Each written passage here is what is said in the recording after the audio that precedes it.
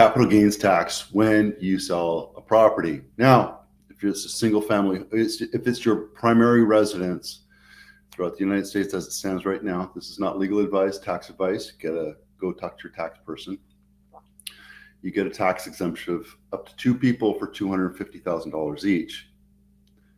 That means 2 people up to $250,000 each, as long as you're on title.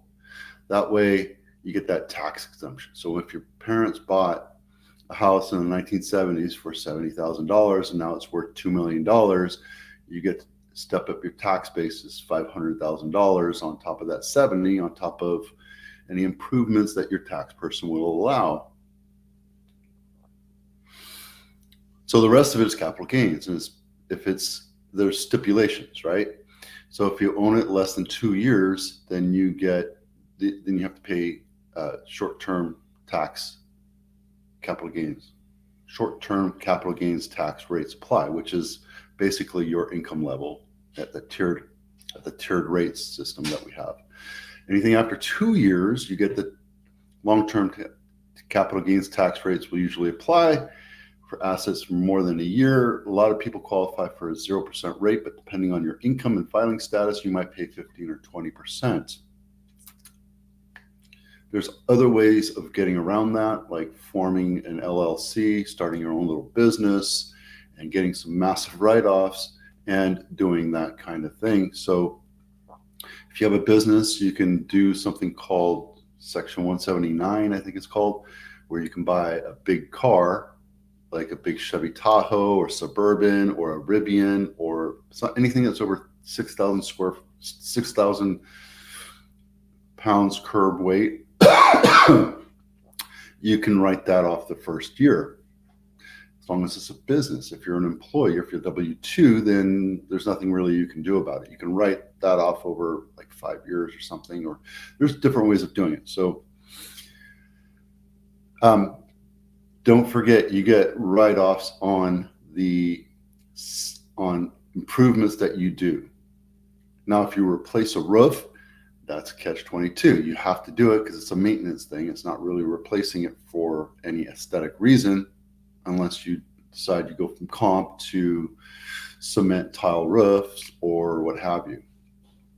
So there's certain things you should always talk to your tax person about. Hey, I'm thinking about putting the Tesla solars on my roof. What do you think? Yeah, well, if you buy it, you get to do that. If you lease it, you get to do that. So all sorts of stuff. If you're a house flipper, you're going to pay short-term capital gains tax on it. And again, I always sit down with people and I show them the spreadsheet, and I have this little cost basis thing, but there it says you always have to talk to your tax person to make sure, because I'm talking general terms and your tax person will be more specific, and he or she will tell you what you can and cannot get away with, or should not get away with. Okay. That said, earlier this week, I mentioned the fact that you can, if you're that parent that's living in their house since the 70s, they bought it for $70,000 and now it's worth $2 million. You get if one of the parents pass away, you get to step up in tax basis for the day that person died. For example, I just sold a house in Hollister and the parents passed away March this year. So, sorry, it was January this year.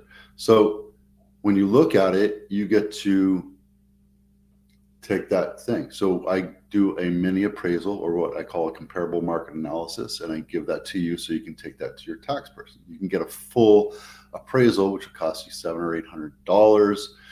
Depending on your tax person, they may or may not accept my mini appraisal. The other thing too is you can move out of it and rent it for 2 years, and then you can transfer that tax basis to another property through a 1031 exchange. Again, it's not tax advice. This is something where you would actually have to call somebody and make sure it makes sense for your scenario, for your income, estate, tax scenario. I am not giving advice. This is just stuff that you have to be aware of when you strategically place stuff into the house. I yeah. So there was other things too. There's California state tax. If you take over your parents' house after they pass on and you sell it, you will have to pay capital gains tax there as well in California because it was not your primary residence. There's all sorts of little stipulations that you have to do. But again, make sure you talk to your tax person. It'll cost you $100, $200, but it'll save you thousands. Okay. All right. This segment of this episode is brought to you by the Home Inspection Checklist. Make sure you download this, even if you're thinking about selling in 3 years, because what you want to do is get all those repairs done. Do not think that this is a replacement for professional home inspection. This in no way will take over from that, but you should have a checklist of things to do and to repair and fix. So there you go. All right. What you get for $2 million in Santa Clara County. This is, sorry, I got my earphones here. Charmaran. Sounds like a Pokemon. Not my listing. $2 million, 4-bedroom, 2-bath, 2,065 square feet, built in 1959. And this is in Almaden area. Actually, Cambrian Park, sorry. Let's take a look. Cambrian Park is in between Willow Glen and Almaden. So if you're looking at something that's not super, super expensive, well, this one, I don't know. God, it feels like they took pictures with their iPhone and they just lightened it. And it doesn't have floor plan and pretty mediocre set of photos there. But that's what you get for $2 million in Santa Clara County. You know, $2 million in Knoxville, Tennessee, or Henderson, California or Henderson, Nevada gets you a whole lot more. So this is the reason why I'm putting these things out. This is what you get for $1 million in San Jose, Santa Clara County.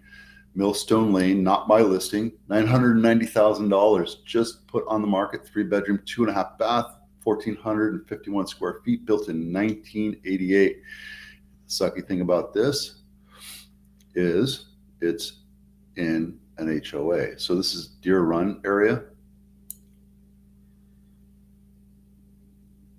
Yep, this is Chenoweth, and then Hayes, and then this is Frontier Village.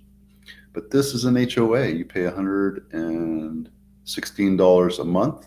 Let's take a look inside, see what the pictures look like. So the cool thing about this is nicer homes, right? Semi-newer. Don't forget, this is 1988. So they painted the counters, put in a new dishwasher, but left the old stove and microwave with the black. I always recommend, if you're going to do one, make them all stainless steel. Because look, this picture right here is mismatched. You have stainless steel, you have black and white oven and stove and microwave, and then a white refrigerator. Kind of mismatched, but it's $1 million. Kind of like the same thing as buying a house for $500,000 in Nevada. So there you go. I like the amount of pictures. Everything's white and bright. You can tell that these are professionally taken photography. They have drone pictures taken, which is nice. And there's a layout. That's nice. I love that they put the layout. Guys, tell you, this is 2025. If your agent doesn't do floor plans, your agent is cheaping out. There's no reason for them not to have a floor plan, right? So good for you, whoever this listing agent is. And fireplace, great room, entry, kitchen, garage, and then all the living spaces are upstairs. It looks pretty tight, feels pretty tight, but that's what you get for $1 million in Santa Clara County. Rates today have gone up just a tad bit. We're under 7% still for jumbos, 6.95, and 30-year VA is 6.25. And let me see if I can jump these options up for you. $2 million, because that's, well, our average is now $2.3 million. And assuming you have great credit, $400,000 down, your payment would be $9,800 a month, and you're close to 6.33. And like my title said in this video, this is what happens when the rates go below 6%. And I use this as, this is the way things are, right? When rates go down, buyers come out of the woodworks, and there's a whole lot more competition. So my suggestion to you is, if you're thinking about buying, do it sooner rather than later, unless you're afraid that the market's going to collapse like it hasn't in the last 18 years. But we're actually, we're getting close to 20 years now since 2008 down crash. So this right here, guys, is just this perfect analogy, right? Rates go down, and all of a sudden a firestorm happens. You have multiple offers, you have super bidding, it's a firestorm, and you are following everybody. It's like Little League soccer, where you start off, all the kids start off playing their position, and the ball goes over to the top right, and all the kids rush over to that ball. And then the ball goes over here to the bottom left, and all the kids rush over there. That's exactly what real estate's like when the market is this crazy. It's not crazy right now. There's very little supply, very steady demand. Houses are still selling pretty quick. And here's the proof. This is February numbers. Next week we'll have the March numbers come in, and we'll adjust this a bit. And we're all below 6 months. And if you know, if you've been following me, you know that 6 months is about the mark where it shows that it's a buyer's market. Like here in Napa, we're showing it's a buyer's market, but it's really like 2 or 3 months, kind of like being in a recession. And here's a good look at Santa Clara County single family homes, the consumption, months of inventory versus number of active. Okay, this is just a good showing of, we're nowhere near 6 months, and we're nowhere near 2,000 or 1,000. Sorry, for Santa Clara County, we need to be at about 2,000 homes for sale, plus or minus 200, to make it a balanced market. And these are the cities right here. So you can see here, I think this is Los Gatos. No, this is Marin. Yeah, Los Gatos is up, but that's because most of Los Gatos is in the fire territory or fire zone. So that, I'm sure, will come down by the end of next month. All right, that's it for now. Thanks for watching. Have a great weekend. I'm Vito with Abitano. We'll see you out there.